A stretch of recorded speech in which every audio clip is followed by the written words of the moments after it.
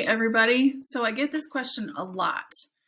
How should I be working? What should I be doing in the off season? And it depends on your age a bit because once you hit puberty, you are able to build muscle mass, okay, in a way, and your body becomes more connected. And most likely you have a little more investment in the sport. If you are younger than that, so for me, I have our athletes divided rookie foundations very loosely, but a guideline, right? So we're maybe 10U, 8U, newer to the sport, younger.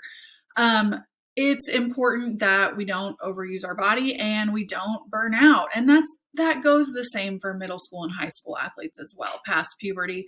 It needs to be fun. And when we're new to the sport and we're young, that's exactly where we build that love for the game and enjoying it. So right here, I have for both, okay? This is my perfect world scenario, middle school and high school aged pitcher specifically. Now, this is very broad, okay? This does not go into detail of exactly what I would want you to do. I'm speaking in just broad terms, okay? Now, I'm thinking of a high school aged athlete or a very invested and serious middle school aged athlete, past puberty. We've hit puberty, okay? Um, I am a big proponent of strength and conditioning. It is preventative. It makes you more athletic. It helps train the body to move. It's what you are using. I mean, you're using your body to play this sport, so you have to take care of it. And that's where the strength and conditioning comes into play. So in the off season, meaning it's winter time, we have no tournaments, we have no competitive games coming up. Yes, I do want you doing strength and conditioning a good solid 3 to 4 days a week. On here, if you notice, I have Monday, Tuesday, okay, strength and conditioning. Thursday, Friday, strength and conditioning. Those for me would be non-negotiables. You're getting them done. And then I have an optional strength and conditioning on Saturday, depending on how your body feels. Okay, now for me, strength and conditioning includes mobility, stretching, lifting, and like an interval type blast workout, because that's how we need to train as pitchers. I don't need you running 10 miles. I need you being explosive and training that rotational piece. So there is so much that goes into that. I'm just speaking in generalities, okay? On your off days, I have at least one here where you would be stretching lightly or an active recovery, which would be like a very light, easy jog. Like sitting around doing nothing is not good for athletes. You still need to be active, not as intensely active, right? But if there is soreness, especially, move. You'll feel better the next day. That's what that means. So that is my biggest priority for a serious pitcher at this age. Because if you want to play in college, what do you think they're going to be doing in college? You need to be prepared for this.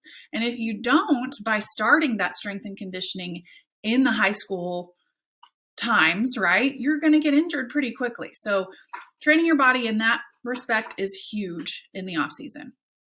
So now let's get to the pitching.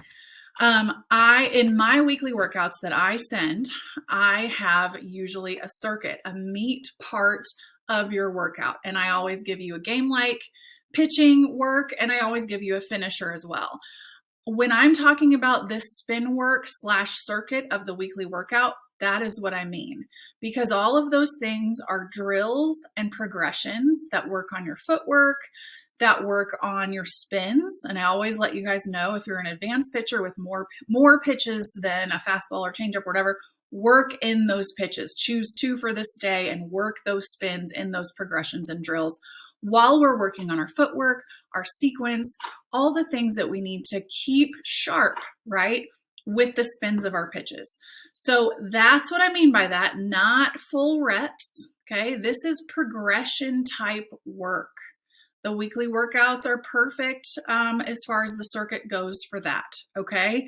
3 times a week, absolutely. And then down here, you'll see I have velocity focused workout.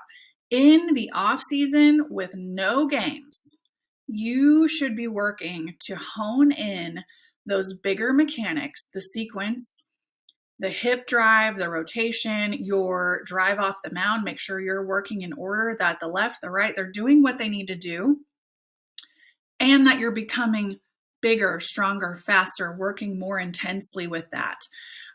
This never stops, you guys. Just because you get to college or high school or you can throw a good fastball doesn't mean you stop working on your velocity focused work. For me, that's the fastball mechanics, right? That's where everything we do comes from. So big focus on that. And for me, when we're working our velocity workouts, you don't even need to throw to a catcher. You need to get into your plyo work, your resistance work, your footwork, all the things that we work on and talk about. You'll notice I have one light game-like pitching scenario where you would be pitching to a catcher, maybe throwing 2 to 3 innings, or one of kind of the activities or games that I send you guys in those game-like pitching workouts. I have an optional one over here.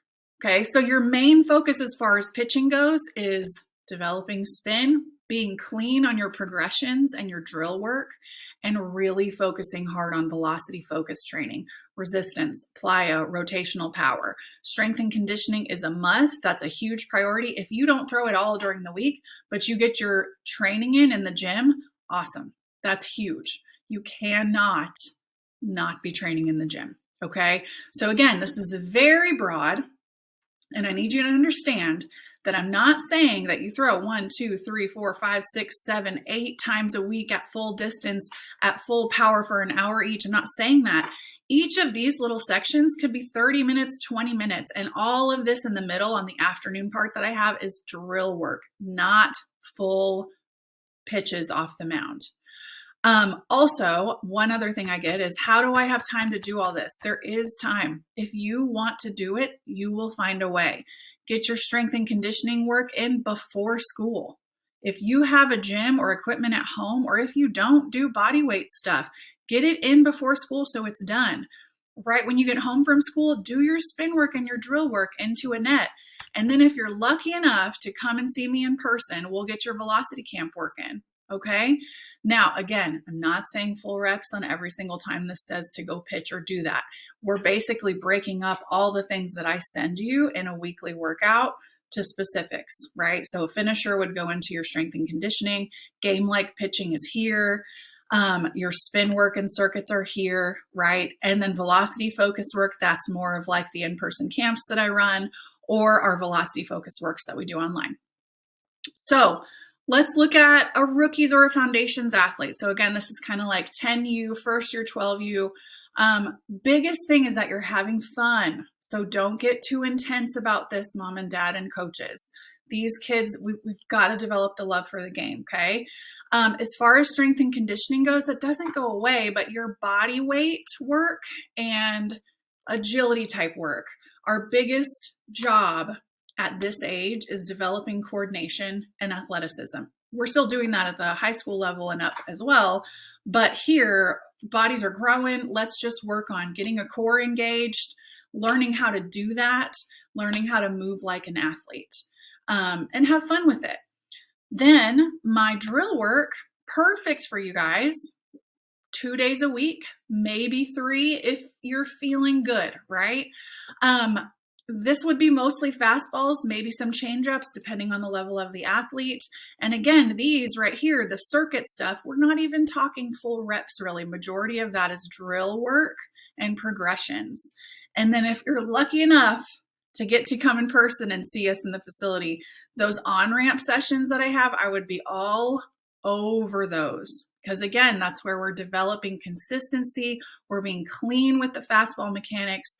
We're moving fast and teaching our body how to move fast. At this age with my on-ramp sessions, I would not have you guys on resistance, and I would not have you on heavy weight. We would work you on the pull side as far as resistance work goes, but I would not have you working against a resistance band or with super like heavier plyo work, because your bodies aren't built yet to do that. And we have to make sure we're able to go fast after we put resistance on you or give you a heavier type plyo. And again, even with the plyo, I don't use those to build speed necessarily. It's more to connect your brain and your body and movement patterns. Optional game like pitching over here on Saturday. So that would be to a catcher, working counts or one of my game like activities that we work in those workouts.